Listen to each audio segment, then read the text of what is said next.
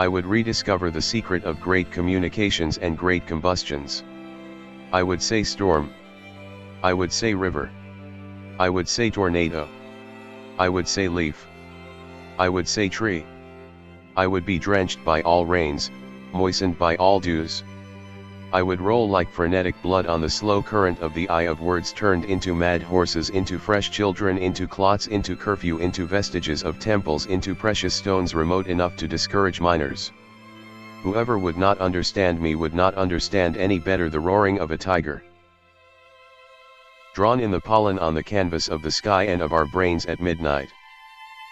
Or, at the least, at the crossroads, as one's eyes fly over the seasons, there is the unequal struggle of life and death, of fervor and lucidity, albeit one of despair and collapse, the strength as well to face tomorrow. So goes every life. So goes this book, between sun and shadow, between mountain and mangrove, between dawn and dusk, stumbling and binary. Time also to settle the score with several fantasies and a few phantoms. Culture is everything. Culture is the way we dress, the way we carry our heads, the way we walk, the way we tie our ties. It is not only the fact of writing books or building houses. There's room for everyone at the rendezvous of victory. Poetic knowledge is born in the great silence of scientific knowledge. I have a different idea of a universal. It is of a universal rich with all that is particular, rich with all the particulars there are, the deepening of each particular, the coexistence of them all. I am talking about societies drained of their essence, cultures trampled underfoot, institutions undermined, lands confiscated, religions smashed, magnificent artistic creations destroyed, extraordinary possibilities wiped out. In the whole world no poor devil is lynched, no wretch is tortured, in whom I too am not degraded and murdered. Beware, my body and my soul, beware above all of crossing your arms and assuming the sterile attitude of the spectator, for life is not a spectacle, a sea of griefs is not a proscenium, and a man who wails is not a dancing bear. 10. A man screaming is not a dancing bear. Life is not a spectacle. Out of the sky, the birds, the parrots, the bells, silk, cloth, and drums, out of Sunday's dancing, children's words and love words, out of love for the little fists of children, I will build a world, my world with round shoulders. 10. It is no use painting the foot of the tree white, the strength of the bark cries out from beneath the paint.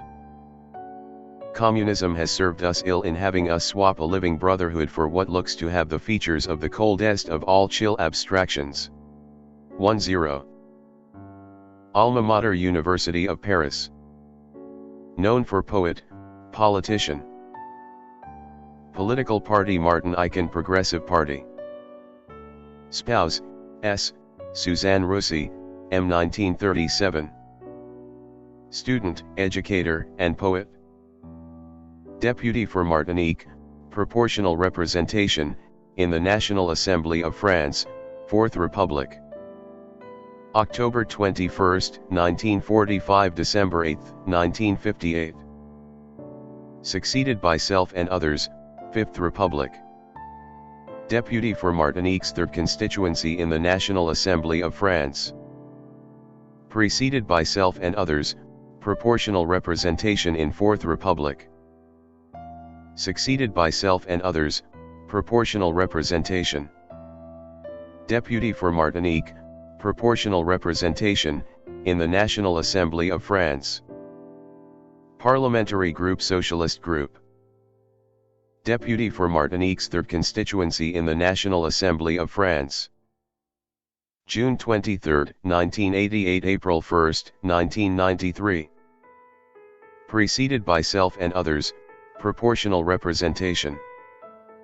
Succeeded by Camille Darcy-Arès. Parliamentary Group Socialist Group. His writings during this period reflect his passion for civic and social engagement. He wrote Discours sur le colonialisme, Discourse on Colonialism, a denunciation of European colonial racism, decadence, and hypocrisy that was republished in the French Revue Pra Copyright Sense Africaine in 1955, English translation 1957.